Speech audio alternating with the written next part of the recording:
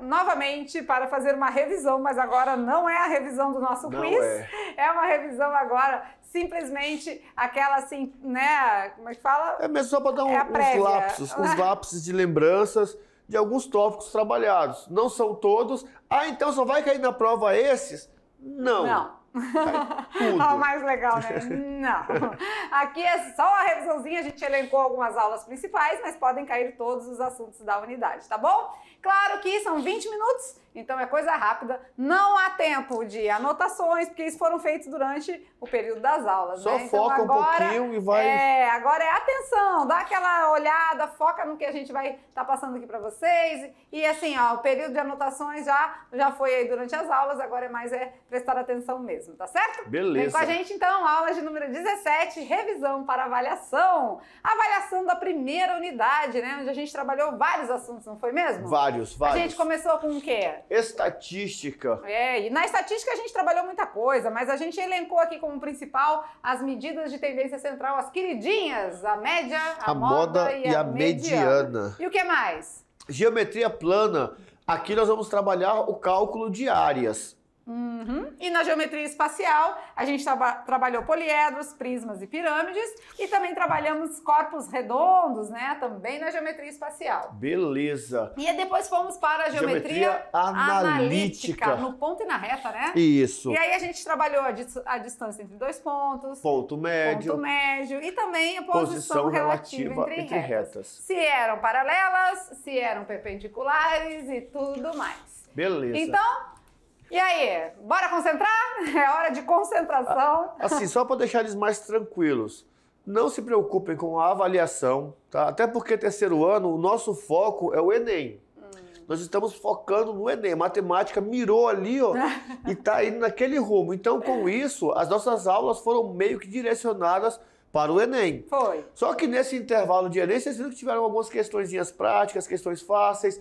E é desse modelo que vai estar na prova, tá? Cálculo de média ali mais simples, mas lembrando que vocês precisam estar sempre evoluindo e melhorando por conta do Enem. Então bora lá? Bora concentrar? Vamos começar assim, ó, com estatística na parte 1, onde a gente vai rever moda, média e mediana. Olha lá na telinha então. Relembrando, aí a gente traz aquelas revisões que a gente sempre mostra para vocês, né? A moda é o valor mais frequente. A mediana é o valor central e a média é fazer a soma dos valores, né, e dividir pelo total do número de dados, certo? Beleza, tudo bem? Vamos, acho que a gente pode fazer essa revisão aqui com eles, né? Vamos ficar aqui? Isso aí mesmo, gostei, isso mesmo. Vamos ficar por aqui, olha aí, ótimo. Então vamos lá, média, moda e mediana. A moda é aquele valor que mais aparece. Mais se repete, beleza. Certo? Pronto. Mediana, bota tudo em ordem. O valor que está no meio. Só um detalhe importante, o ponto de observação. Se a sequência for par, vai aparecer dois termos centralizados. Eu faço a média dos dois. Se for ímpar, aparece só um e já está pronto. E aí, lembra da paródia? Presta atenção que a moda chegou. Valor que mais repete, vamos anotar. Para a mediana isso não rolou. Coloca tudo em ordem e centralizar. Então é isso, né? Faz a pesquisa e tudo mais, coloca os dados. Agora na média. A média tem que somar tudo e dividir pela quantidade de elementos que você somou. Para calcular a média não caia nessa cilada. Soma os valores e divide a quantidade. Presta atenção. É isso mesmo, tá? Então, moda, média, mediana, fácil. Fácil. Gabarito, na certeza. Aí vamos continuando então, agora a gente foi para a geometria plana, onde a gente estudou o cálculo de áreas. E no cálculo de áreas do trapézio, do losango, do círculo, mas também não vamos esquecer das demais figuras, né? Isso, trouxemos essas porque são aquelas, vamos dizer assim, mais complicadas. Porque os outros são triângulos e quadriláteros. Isso. Quadriláteros, lado vezes lado, ou base vezes altura. Triângulo, divide por 2. Então essas equaçõezinhas aqui é do trapézio, do losango e do círculo, né? Do cálculo de áreas. Mas a gente não esquece das demais, ó. A gente tem outras aqui, né? A gente tem o quadrado, o retângulo, o triângulo, né? E temos até também o paralelogramo. As equações a gente pode até colocar na avaliação, né, professor Maurício? Sim, sem sim, dizer sim. De quem é e onde usar, né? Pronto, isso aí quem tem que identificar são boa. vocês. O nosso principal objetivo não é você decorar as equações, e sim saber usar, saber aplicar, né? Então, as equações são essas, né? Mas você tem que saber identificar de quem é qual e onde usar, onde aplicar. Tá bom? Perfeito, beleza? Perfeito. Mais na frente, a gente vai agora para a geometria espacial. E aí a gente estudou duas situações. Tem os poliedros e os não poliedros. Os não poliedros. Os poliedros têm duas bases, têm vértices, têm arestas. Os não poliedros têm uma base ou duas arredondada. Os prismas pode ter uma base só, né? Que é o caso da pirâmide, né? Mas aí já diferencia já a questão, mas porque o poliedro, ele vai ser diferente porque ele tem vértices, tem os cantinhos sim. e tem as arestas. Mas tem bases, né? Tem bases. Na pirâmide uma só, nos prismas duas, né? Agora já os corpos redondos são agora superfícies arredondadas, né? Vamos rever aqui, vamos lembrar, olha lá. Então os prismas, a gente pode calcular a área da superfície e a gente pode calcular o volume, né? A área da superfície, sempre a gente vai fazer como? Área lateral e duas vezes a área da base. São duas bases, né? Nos prismas são duas bases. E um segredo nosso. Prisma, as laterais do prisma sempre vão ser retangulares.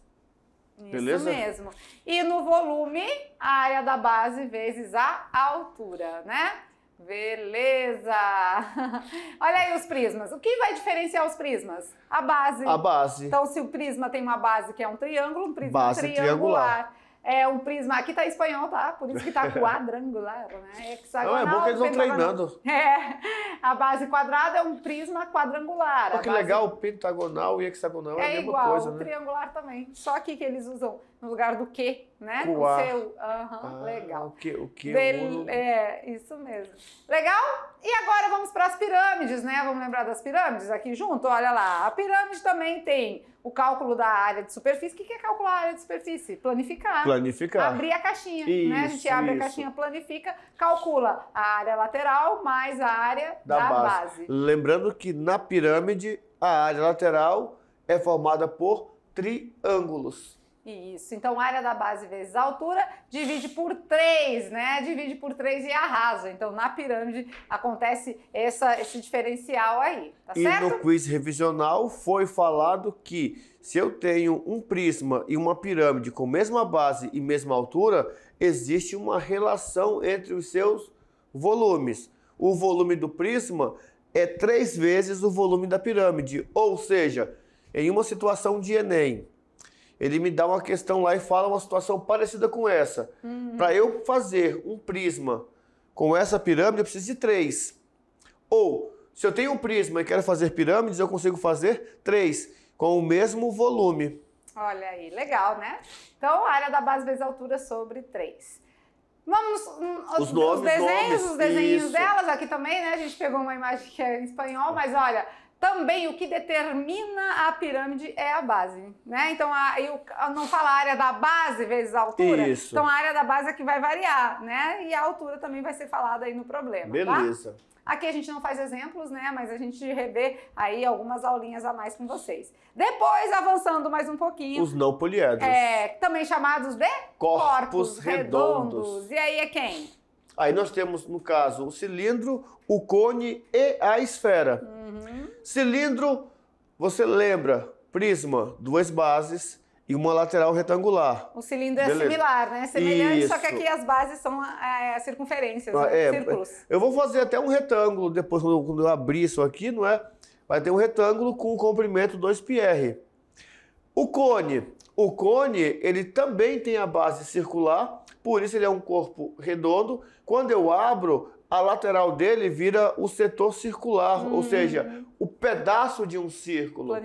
Planificado. E a esfera, a nossa famosa bolinha, né? Não tem planificação. Isso mesmo, não tem planificação. E aí, claro, né? Cada um tem uma... É tanta equação que me arrepia. O que eu faço? Ai, meu Deus do céu. Elas também têm as suas equações específicas, né? No cilindro, olha lá...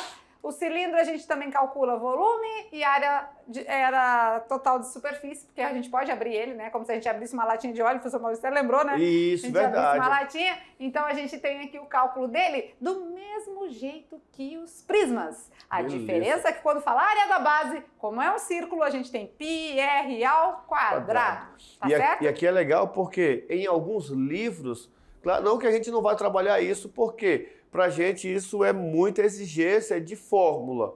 A gente está fugindo de fórmula, mas tem livros que trazem essas fórmulas aqui, já tudo com função de Pierre. E aí, no caso, o nosso cilindro, ele tem essa altura, a altura mesmo, tá? É uma reta que se assemelha com uma geratriz, porque ele é arredondado. Então a gente simula, imagina que existe ali uma reta chamada de geratriz. E se ele é circular, reto, o Enem está fazendo isso, tá? Cilindro circular reto. Mas qual que é esse aqui? É o normal, só tem ele e o oblíquo. Então o Enem sempre trabalha com o reto. Altura e geratriz se confundem. Beleza? No volume, igualzinho do prisma. Área da base vezes a altura. Certinho. Vamos lá agora rever um pouquinho da geometria analítica? Antes de passar o cone, né? O cone tem a esfera, desculpa aí, a pessoa está acelerada. Olha lá, então o cone, vamos vir aqui junto, ó. No cone é igualzinho à pirâmide. Só que, de novo, se falar a área da base, a base do cone é um círculo, tá? Beleza. Então usamos πr ao quadrado. A esfera também tem agora, as equações. No cone tem uma observaçãozinha importante lá do cone, que é com relação à área lateral. Porque na área lateral tem um 2πr do comprimento vezes a geratriz. Quem é a geratriz? Aquela que a gente considera isso, o ladinho vai ficar aqui, ali, né? Aí eu vou pegar a altura, nesse caso é diferente, a altura, geratriz e raio. Teorema de Pitágoras. Esse é importante. Vocês notaram? Na aula nós paramos, falamos, anotamos. É que agora a gente não tem tempo para isso, é uma revisão rápida, né? Passando pela esfera, agora sim, a gente volta lá na geometria analítica um pouquinho, final da unidade, tá mais fresquinho aí para vocês, a gente trabalhou no ponto e na reta. E aí Beleza. A gente conseguiu verificar alguns assuntos dentro disso, né? Beleza. Por exemplo, a distância entre dois pontos. Distância entre dois pontos, ponto médio. Também coordenadas do ponto médio. Vamos relembrar aqui, então? Primeiro a gente lembra um pouquinho do plano cartesiano, Bom, né? O plano cartesiano porque tem duas... a geometria analítica é tudo no plano cartesiano, então a gente precisa entender ele, né? E é interessante que tu colocou isso agora, porque no plano cartesiano a gente faz triângulo, faz quadrado. É porque na aula fica meio que condensado só um pouquinho. Mas se você for mais a fundo, você consegue fazer qualquer figura geométrica, plana e espacial. Aí cria-se uma terceira reta, a Z, e aí você consegue enxergar no plano, a projeção dele no plano. Muito top, muito bom. Isso mesmo. Fechou? Beleza? Fechou. Então vamos de geometria analítica agora, lembrando então a distância entre dois pontos. Como que é? A distância entre dois pontos que a gente vai achar, na verdade, é uma hipotenusa do triângulo. Se eles não estiverem alinhados ali paralelos ao eixo X ou ao eixo Y, né? Porque se eles estiverem paralelos, aí fica mais fácil, né? É só contar as unidadezinhas ali. Isso. Mas se ele estiver não paralelo aos eixos, aí a gente tem uma hipotenusa de um triângulo. Então é o mesmo que calcular aí também o teorema de Pitágoras, né? E no quiz, se não me engano, acho que foi a última pergunta, não, a penúltima pergunta do nosso quiz revisional, mostrava justamente isso aqui. Se o ponto está no eixo X, a distância é xb menos xa. Se está no eixo Y, YB menos YA. Se está fora dos eixos, aí é uma combinação dessas duas variações, ó, no eixo Y e no eixo X. Aí é Pitágoras. Joinha, tá? E falando de ponto médio também, né, um dos assuntos que foram tratados, a gente viu que ponto médio, o nome já diz, né? Fazer a média. Isso. Então você vai pegar o X do ponto A, o X do ponto B, soma e divide por 2. Média. O Y do ponto A, o Y do ponto B, soma e divide por 2. Média. Né? Aqui tá X1, X2, mas seria o X do A e o X do B, né? Primeiro, a gente sempre segundo, fala, né? faz. A representação é o de menos, né? O importante é você entender o que está acontecendo. Então, beleza. Né? O X de um ponto com mais o X do outro. Então, é o ponto que divide o segmento de reta exatamente no meio. Perfeito. Até aí, tudo bem? Tudo muito rápido, né? Hoje a aula é rapidinha mesmo. Agora, vamos lá para finalizar, então, a nossa revisão para avaliação, a gente foca aí na parte de retas paralelas ou retas perpendiculares. A gente fez uma aula toda cheia de bandeiras dos municípios, né? Para verificar se elas eram concorrentes ou paralelas, e isso tinha a ver com o quê? Com o nosso coeficiente angular, né? Com o nosso ângulo. Na geometria analítica tem a ver com o ângulo que a reta está sendo contemplada ali. Então vamos relembrar aqui, ó. Bom, temos as retas paralelas.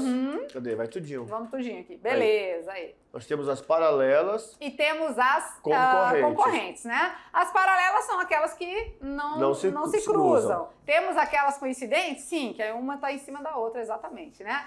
Agora as concorrentes cruzam em um ponto. Um ponto só. Mas tem dois jeitos. Dois jeitos. Elas podem ser oblíquas ou perpendiculares. Formar um ângulo de 90 graus ou um ângulo diferente ou obtusos. disso, né? Então é isso mesmo, tá? Beleza. Agora, o que isso tem a ver com a parte angular, né? Então tem muito a ver, porque nas paralelas, o nosso coeficiente angular, vamos trazer todo mundo aqui também já de uma vez? Muito bem. Nas paralelas, o nosso coeficiente angular o m de uma é igual ao m da outra. Igualzinho. E aí, na prova, você pode se deparar com a seguinte situação. Determine a equação da reta que passa pelo ponto A, vai ter o ponto A lá. E é paralela à equação, a reta, aí dá a equação da reta.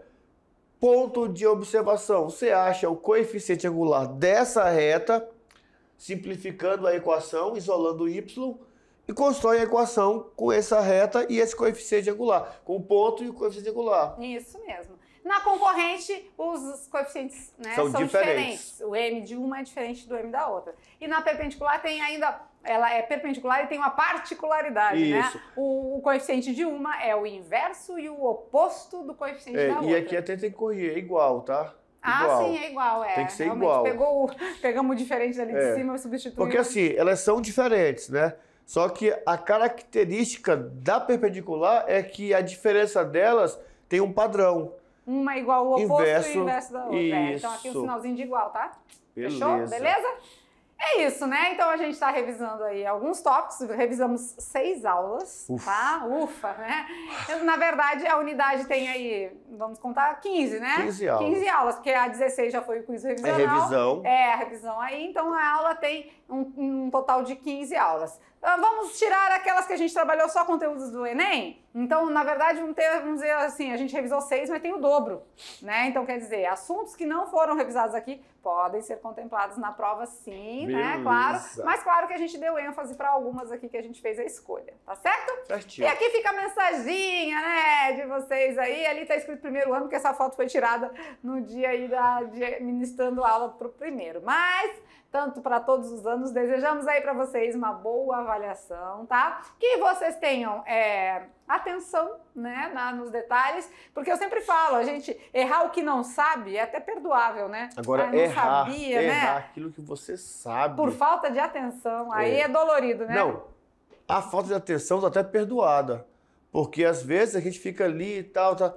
mas errar por pressa, porque quer acabar logo, acabar logo porque é 1 hora de prova, gasta 1 hora com a prova, a não ser que você faça tudo e fale assim, não tenho certeza aqui, 10.